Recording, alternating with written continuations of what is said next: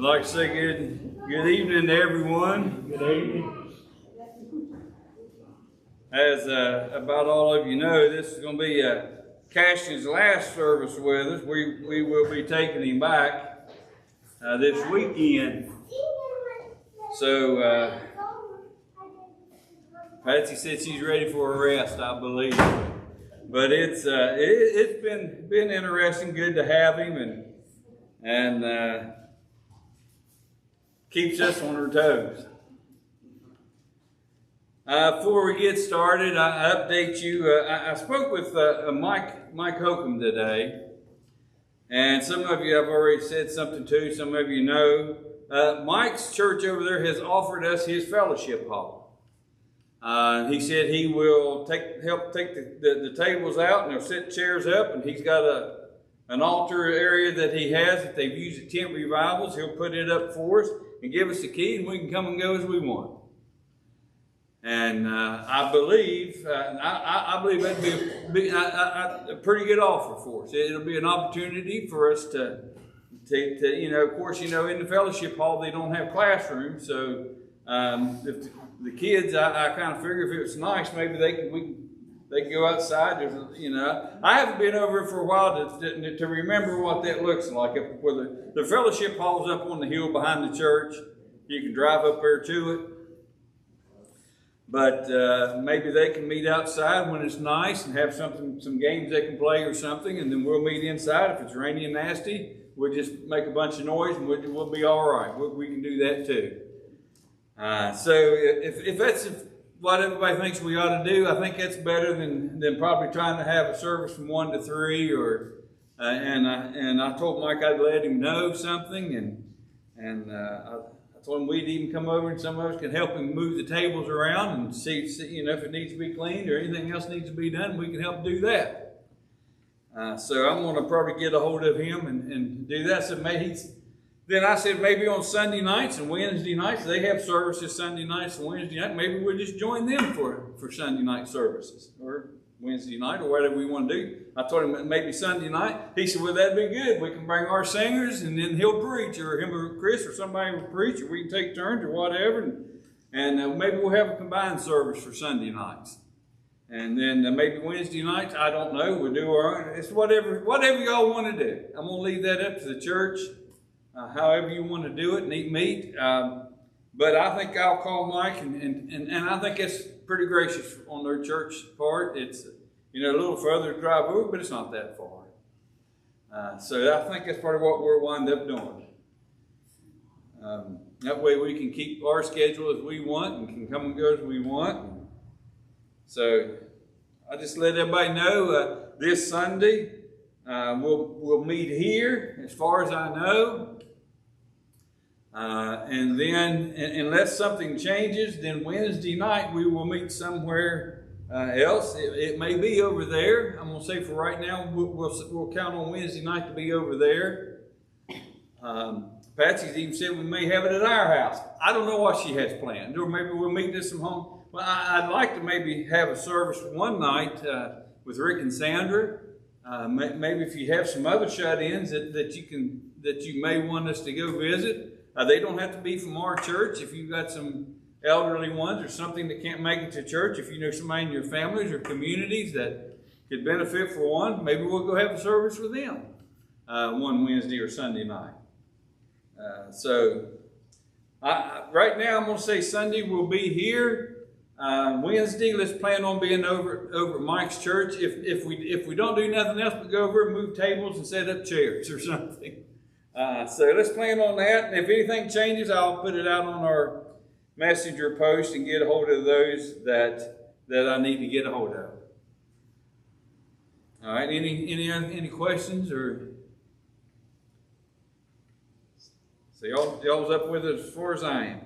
All right. Matthew chapter 10. Matthew chapter 10.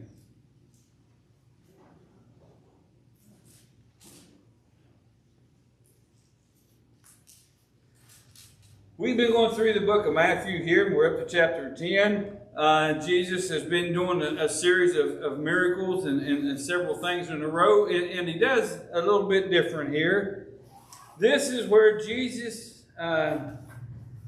chooses his 12, I guess, but in the logical thinking of things, he's probably already called his 12 disciples, but he lists them here. Matthew does.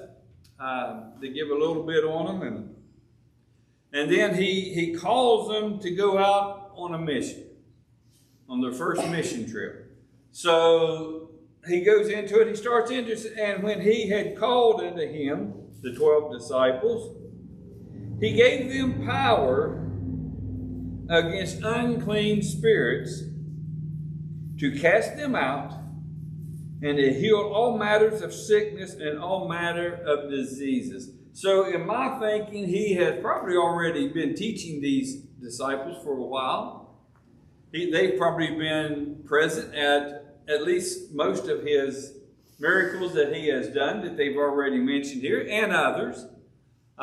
So he's called them together, and he has given them the power, if not just temporarily, the power to against the unclean spirits.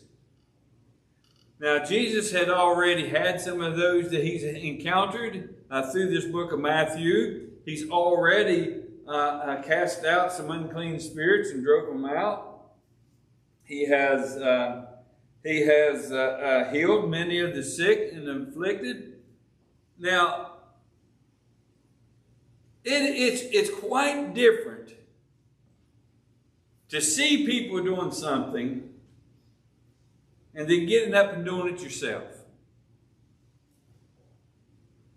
I think so often when I think of this, I think of how many great preachers I have seen and heard. Boy, I'm going to tell you what, I really loved to hear Don when he preached. I think he's one of the finest ones. Some others is Mike Long. I love to hear that man preach. He's one of those preachers that's entertaining. He keeps your attention, and he may preach for 45 minutes, and it just seems like 10, because it just seems like you really ought him. Murphy is one of those also that's quite that way, and there's others that I've been around. Kenneth Adkins is one of them that I really admire, but there's so many others. But I'm going to tell you what, it's something different than watching them do it and then trying to get up and do it yourself. Some of you may relate to you hear a good singer, and boy, they can sing out a song so beautifully, and you say, boy, I can do that. And then when you try to do it, it's hard to do. People has different talents and different abilities to do certain things, and that's what I had to learn that some time ago. Is the way they preach is not the way I preach. I can't preach like them, and they know better than try to preach like me, because that'd be setting them back. It's different than seeing somebody do something. What do you think his disciples felt like when they saw Jesus do all of these miracles? And they're in awe of how he's done it. And all of a sudden he says, all right, guys, I'm sending you out to do it. How do you think they felt? Can you imagine just for a minute what it'd be like to be sitting there with Jesus? And he says, all right, guys, I'm going to divide you up into teams, and you're going to go out and do as I've been doing. The faith to go out and do the things that he had been doing, to go out and do that to other villages and to other places, to go out and do that. Oh, how frightening, for one thing, I probably would have been. To think that you can go out and do the things that they've been watching Jesus do. Hey, I'm going to give you power to go and do it, and you're going to be able to do it.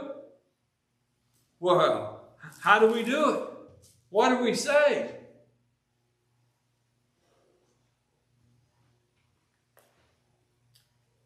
You know, he calls us to do a lot of, not so much that, but he calls us to do things as well. Preach and sing is just a couple of them. To witness to people. I talk to people all the time about going out and witnessing to people, and, well, I don't know what to say to them. I don't either. I just rely upon the Lord, pray about it before I go, pray while I'm going, and just let the Lord speak. He'll give you words to say. Hey, if there's nothing else you can tell them your story, quoting scripture and memorizing it and all that stuff is great. But when you tell people your story of how the Lord delivered you from something, because your story is going to be different than mine, to put you where you are or restore you back to where you should be, boy, that's more powerful than any scriptures and stuff that you can memorize. Because you're a living example of what they've done. That's the best witness. So he calls us all to do stuff. But these disciples, he called them, says, you're going to go out and heal all manners of diseases. Boy, how frightening that must have been for them. Could you imagine them just falling silent and just staring at each other? And the names of these 12 apostles are these. The first, Simon, which is Peter, who is called Peter, and Andrew, his brother. Then there's James, the son of Zebedee, and John, his brother. Peter, James, and John. That's just his inner circle there. And Philip and Bartholomew and Thomas and Matthew, the publican. James, the son of Alphaeus, and Lebbaeus, whose surname is Thaddeus, which most of the other Gospels calls him Thaddeus. And there's Simon the Canaanite. Now, Canaanite is, of course, where he was from. Most of them, when you hear of Simon the Jebusite, I believe is what they called him. He was, the Jebusites was a bunch that came together. The Jebusites, Jezreelites, something like that. And they were a sect that came together as more of like a military group. They exercised, they prepared, and they fought against the Romans. They were always plotting to overtake Rome. So they were more of a warrior tribe. And so that is where the other Simon came from. And of course, Judas Iscariot, who also betrayed him. Iscariot is an area of where he came from. That says the mission of the 12. And here's what he says for them to do. These 12 Jesus sent out forth and commanded them, saying, go not into the way of the Gentiles. Now, understanding that in this time, the Jews, and we can go back and study in the Old Testament how they were overtaken by the Babylonians. They were carried off into exile, and then those that was there scattered abroad, and how they come back then under Persian leadership, and how they established the cities and built it back. So there was a lot of other people who was living in this land at the same time. The Romans had created cities and outposts, and so there was a lot of different towns and cities that was not Hebrew. So he's telling them, as you go out, go not into these cities, and the city of Samaria enter ye not. Now Samaria was where the Samaritans was from. They were half Jew and half Gentile. And they were not pure, so they were not considered among their cities. He said, go rather to the lost sheep of the house of Israel. So these cities had been going out in these different cities, and so they have not heard of Jesus. Maybe some has, some hasn't, but he is to go out into these cities. He says, and as ye go, preach, saying, the kingdom of heaven is at hand. Preach, the kingdom of heaven is at hand. The Messiah has come, was the message they was to carry.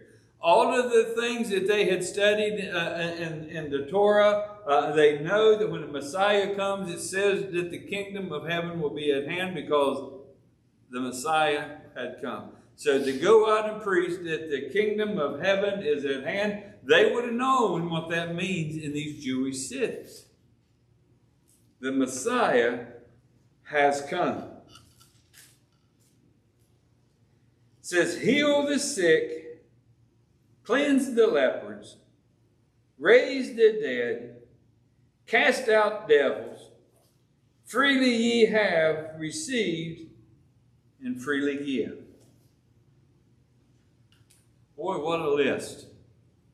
These are the things that when I give you the power, you're going to be able to do. Go out. Heal the sick, cleanse the lepers, raise the dead. Oh, raise the dead. My, what power they are given. Cast out the devils. What do you think it means? Freely ye have received and freely give. Jesus gave to them and did the same for them.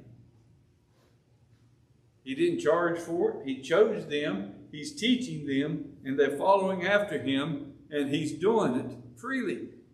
It's a gift that's given to us. Let's give it to others.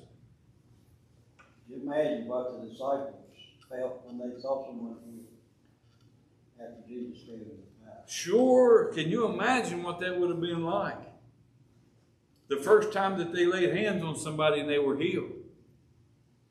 Or their first devil they drove out of someone. They come back rejoicing. Yeah. Praising because the spiritual subject of them, Jesus rejoice not. No. But the spiritual subject of it Rejoicing. because her name is written. is written. Yeah. Yeah. So we could get off on the wrong shoe there. Yeah, yeah. It's not about them and the things they could do. You see, Jesus was that example too, even in that. He says, provide neither gold, nor silver, nor brass in your purse. Don't take any money with you. Now, how many of us would go to travel and go somewhere and not take any money with you? Charity was a very big thing then, probably more than it is now. Strangers would be traveling along. People would invite them into their house to eat. They'd invite them into their houses to stay. It was something that was done back then. Here he's telling them, don't take anything with you. Don't take money with you. You're not going to need it. Nor scrip, right? Scrip is a bag that they would carry with them for your journey. You know, neither two coats, neither shoes, nor yet staffs. For the workman is worthy of his meat. Don't take a bag with you. You don't need it for your journey. You don't need two coats. You just need to wear the one you got on. Don't need the staves. That's a staff. You don't need any of that.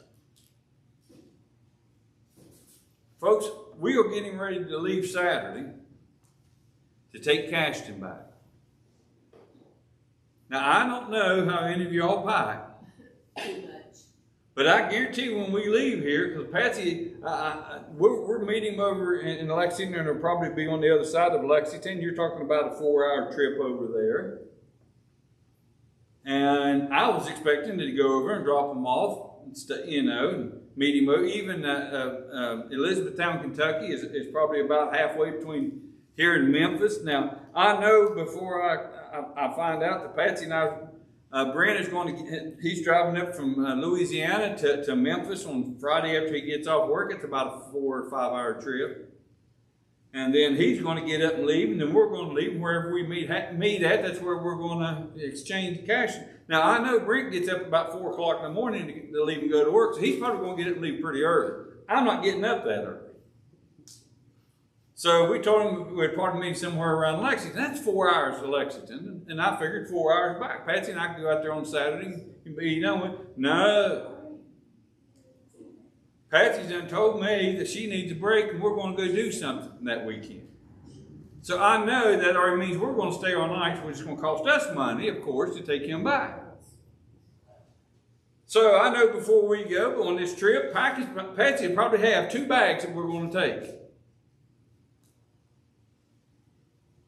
I couldn't imagine going on a trip and not taking any bag or any money with us or any clothes with you.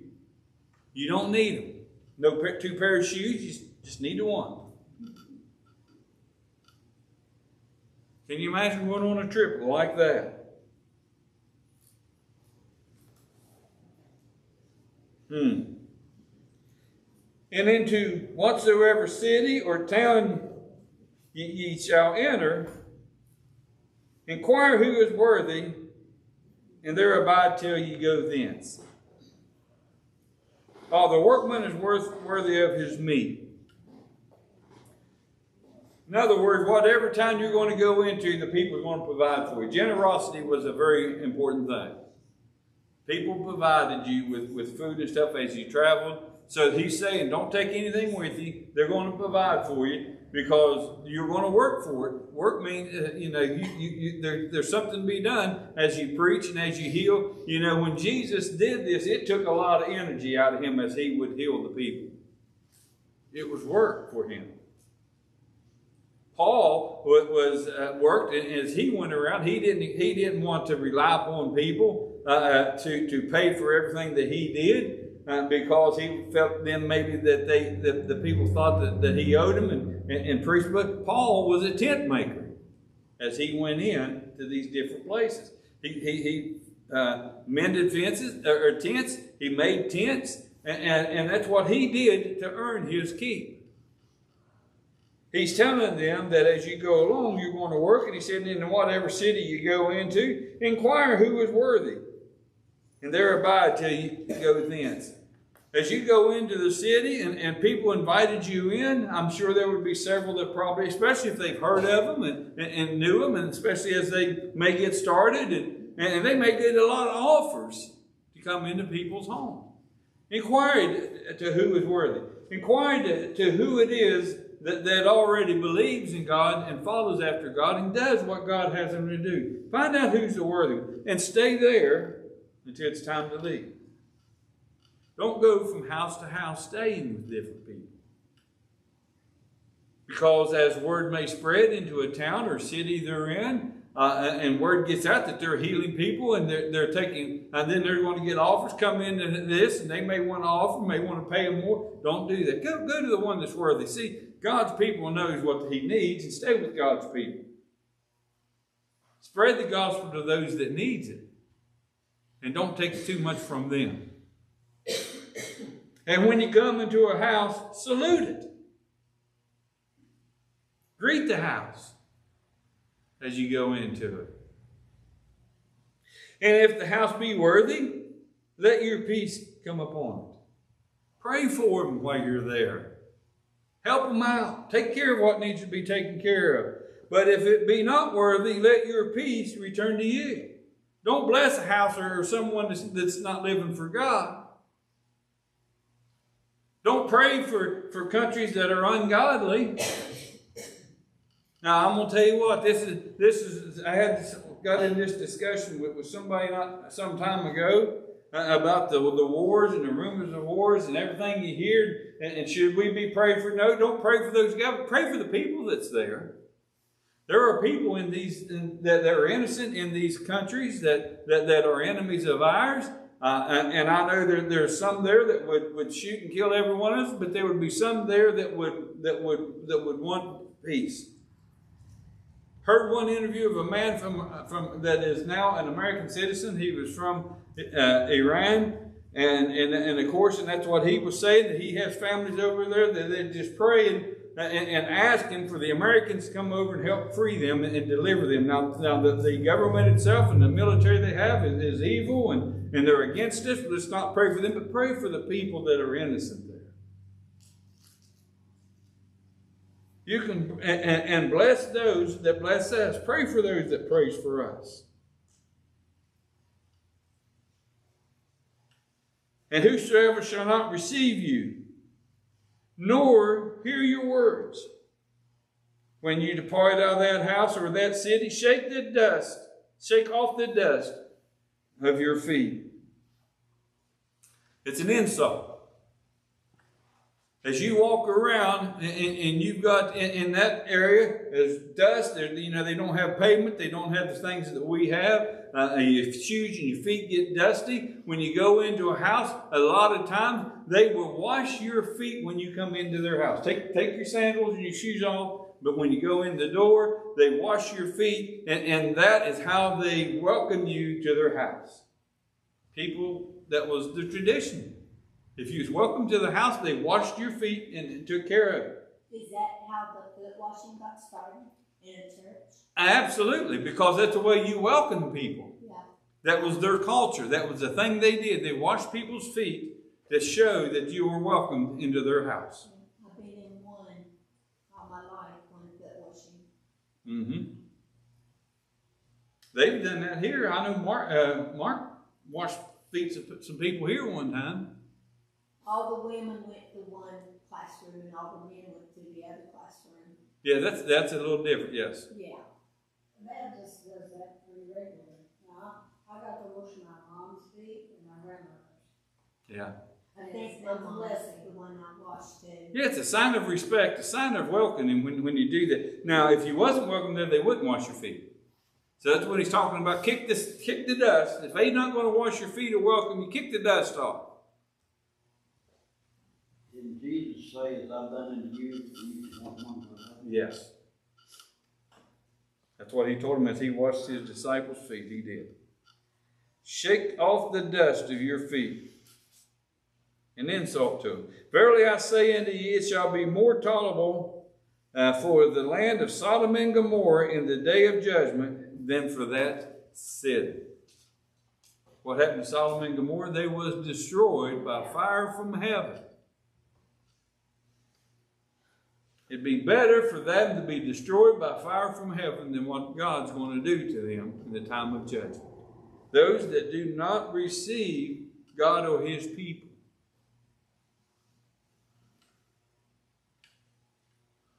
He says, behold, I send you forth as sheep in the midst of wolves. Be ye therefore wise as serpents and shameless as doves. Yeah, harmless as dove. Now, look here. He sent them as sheep among the wolves. Now, we know sheep are very defenseless animals. That they don't have one. That's why a lot of people has different animals, llamas, and I've seen donkeys and other things in with them to help protect the sheep. But they're sending them right out. He's sending these disciples of his right out into the thick of things, isn't he? Be ye therefore wise as serpents. What do you think they're saying wise as serpents?